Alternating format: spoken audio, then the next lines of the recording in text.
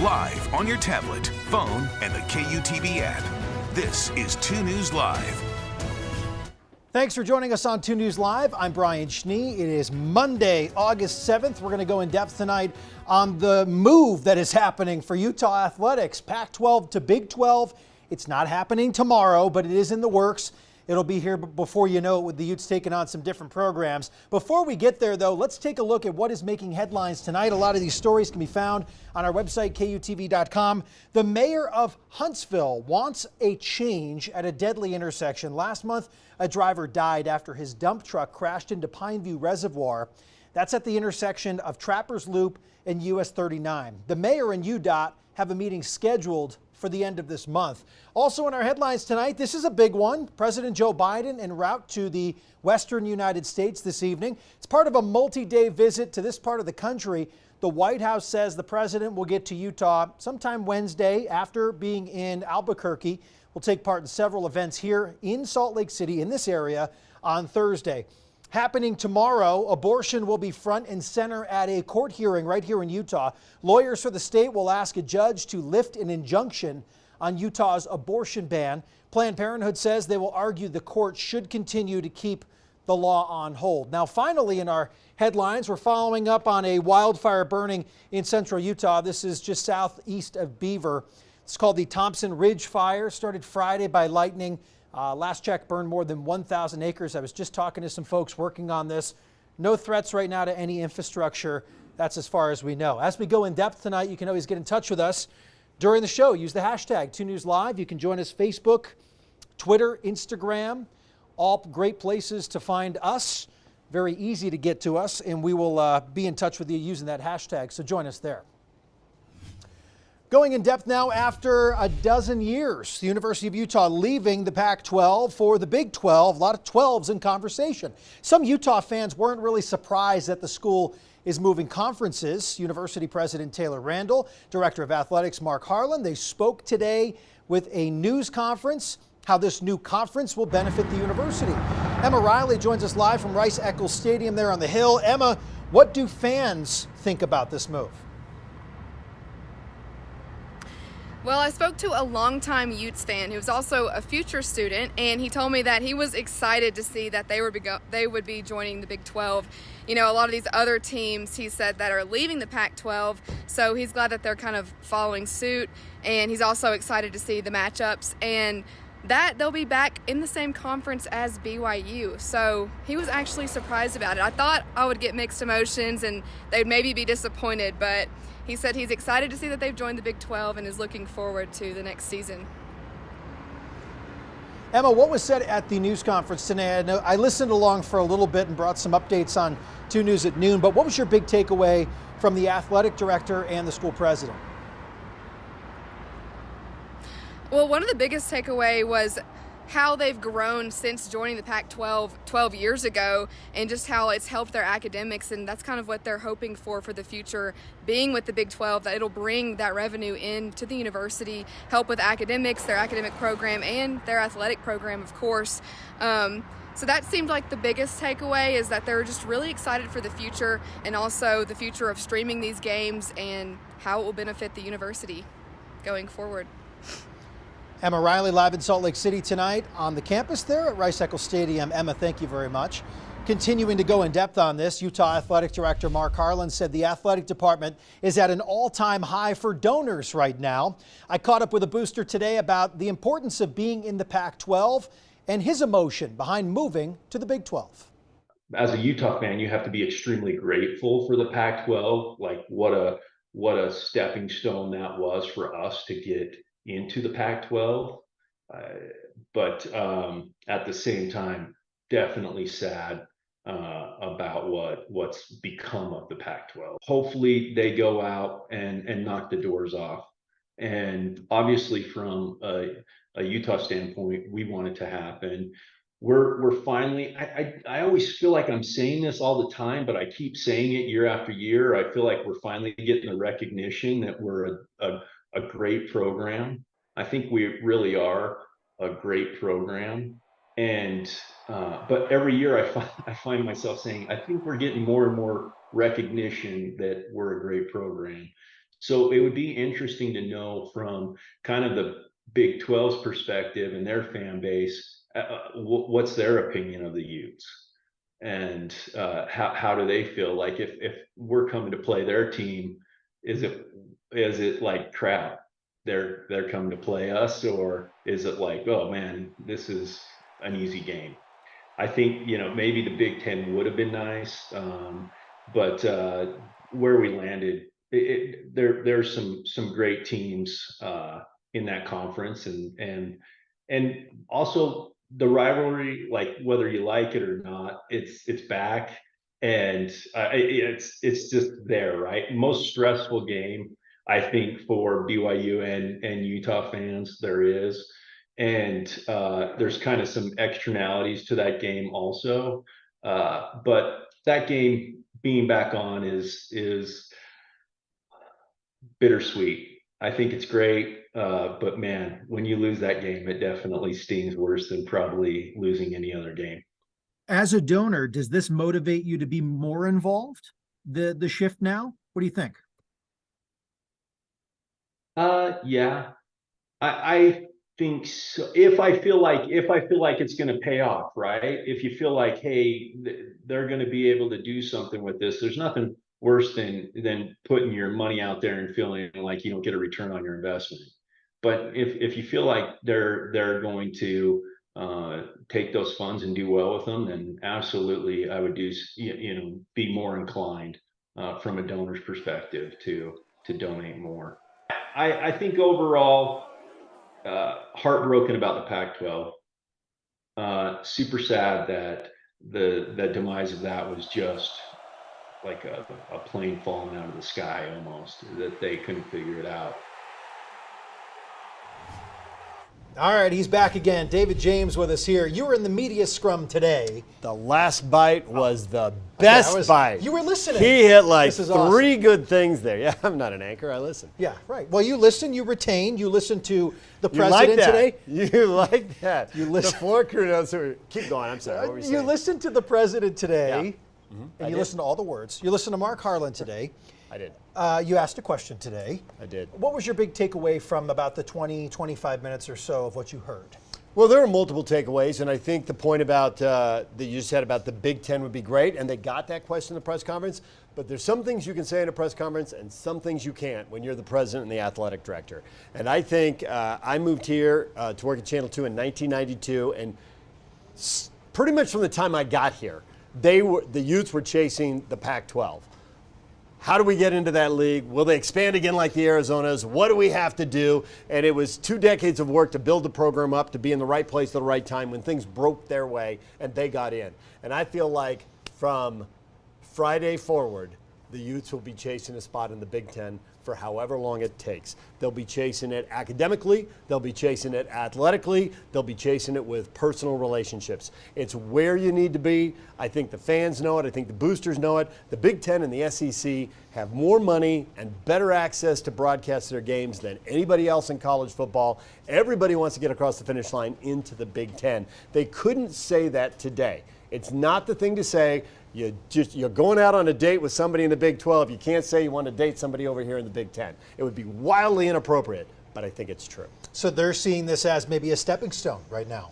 Whether it's the 5 Big 12 years, whether it's 25 years. The Big 12 is the best option for the University of Utah today. Once Washington and Oregon left the Pac-12, maybe they could have put it together. What would it have looked like? How would it have gone? The league took a hit when the LA schools left, but when the Washington and Oregon schools left, Utah had no choice but to go to the Big 12. It became their best option. It may be their best option for a long time. We don't really know where college sports is going. You and I talked about this on Friday, this very topic, and then shortly after, the trustees dotted their I's and crossed the T's. And it took them like a 4.5 minute long meeting. And you called it. You said it was just formality's sake, and we knew that. And then you had all weekend to think about this. Does this still feel right? No, absolutely not. I think, again, the interview you just had was great. I think that was how a lot of that was nice, right? A lot of Utah fans feel. I think the one thing that Utah fans are embracing in this is that the BYU rivalry game should go to the end of the season and should be a big deal. And for people who grew up with that, that is the best part of this. That's going to be great. But it's not good that the Pac went away. whether you're old enough to remember the Pac-8, the Pac-10, or the Pac-12, it was a great tradition for a century. And the Utes, for the last decade, had a great time in that league and had a lot of success. Football with the back-to-back titles, but softball, gymnastics, men's basketball briefly, that was a little bit of a disappointment. But overall, it was a great experience, and they didn't want it to end, and it shouldn't have ended. The question I asked today was, did this end in the Pac-12 because the TV networks find the schools more valuable apart than they did together? And I don't really feel like I got an honest answer on that, because I think the answer is yes, and I think they can't say that because they still have to work with Fox and ESPN because they are partners in the Big 12 broadcast. Fox has the Big 10. ESPN might be getting back in there one day, maybe sooner than later. We'll see how that plays out. So they couldn't say it, but I think the teams on the Pacific Coast are more valuable. Well, both in the Pacific time zone, the Mountain time zone, are more valuable when they play schools in the Central time zone. People in the Central time zone, it's not too late. You can watch a football game from 9:30 to 1 o'clock. I bet bars are full in Dallas and Houston and Kansas City and further north in Chicago and Milwaukee and Big Ten country. And those fans now, I think, will watch the late night games because their leagues are playing in them. But they didn't really feel the urgency to watch. They didn't have a horse in the race in the Pac-12. And I think the TV networks know that. I think this is going to drive up ratings. I think they think this is going to drive up ratings. So they simply stonewalled the Pac-12 and didn't make them a serious offer. And I think your answer to your question was watered down. I will give you that. The last thing I have before you leave, though, we were talking about kind of how everything had to line up perfectly for Utah to fit in this thing. Yeah. How do you think this ultimately played out? It probably played out about as well as it could. The best thing probably is the Pac-12 staying together and growing strong again without the LA schools. Another good option would be the Big 10, but I think the Big 12 was the most realistic option. It gives them a good place. It's going to be a good league. It doesn't have the sizzle of big brand names, but it can have very good teams. TCU won the league last year, beat Michigan in the playoff, and got to the national title game where they got blown out by Georgia, but Georgia would have blown everybody out. So there you go. Here so we it's are. a good league. What it doesn't have is the sizzle of Ohio State, Alabama, Sure. Notre Dame, USC. It doesn't have that, but I think it has a lot of the other stuff. It'll be good competition. It'll be good competition. We'll see how men's basketball fares in this one, because that's a dominant thing in the Big 12. They've had heavy lifting last 5 years in the Mountain West, in the Pac-12, and now in the Big 12. We will see. Okay. David James, always a good conversation. Talks a lot about stuff. Thanks, David. We needed that. Hey, let's take a look at how you feel about this at home. Do you think Utah, BYU being in the same conference again, do you like this? 46 of you saying, hey, I'm a Utah fan, I like it. BYU fans saying, I like it. I think it's mostly in consensus there, one or the other. You like to have this back on the schedule again. It keeps things kind of whole here in Utah. It's pretty cool. Chase, you're from here. Does this make you a little bit more interested? Yes, I like it. As a fan growing up here, you want that Utah BYU game was just so important. And I know folks don't want it to be as important sometimes, but it is. And it's great. And Yeah. it's the Holy War.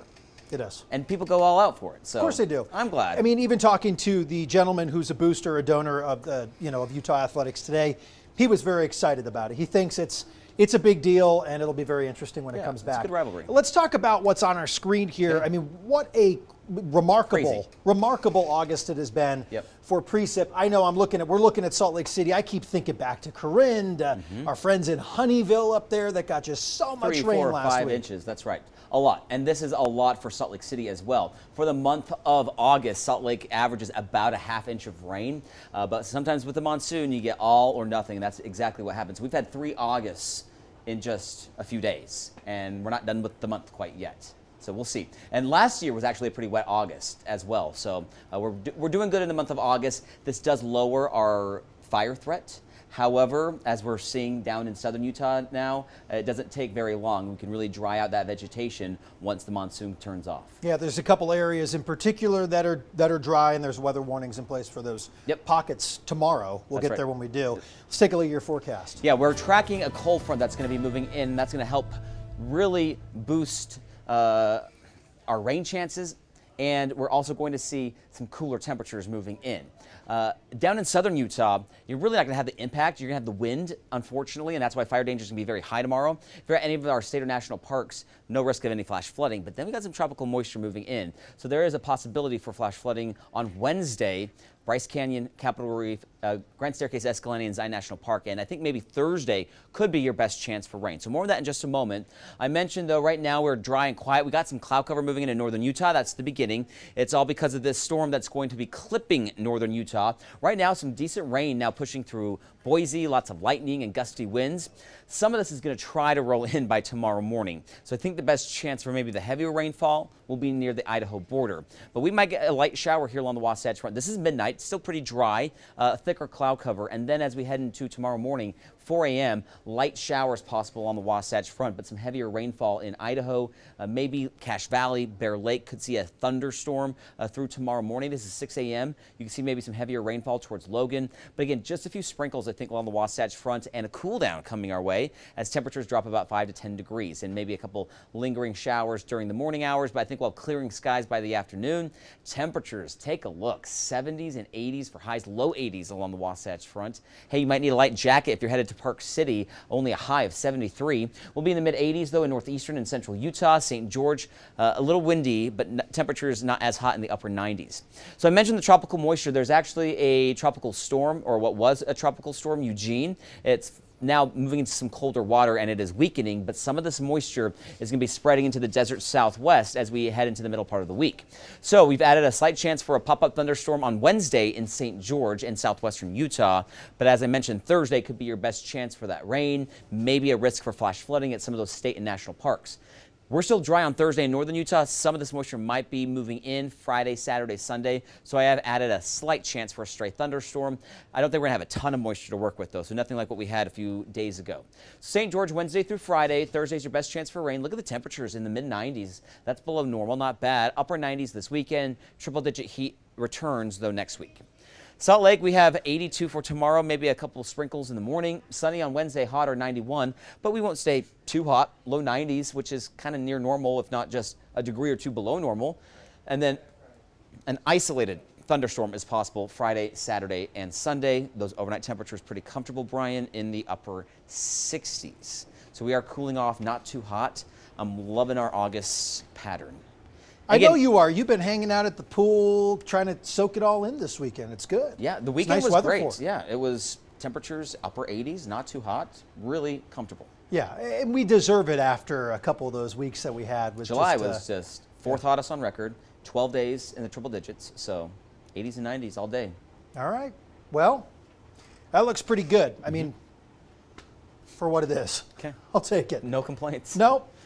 Thanks for watching 2 News Live. We are back tomorrow, another installment here of 2 News Live at 5:30. Hope you can be with us. Have a great rest of your night. If you missed anything here, you can see it on YouTube. Watch it again. You can see anything we missed from Friday. We also talked about the Utes and their move to the Big 12. Lock in there on YouTube. Check us out. Have a good night.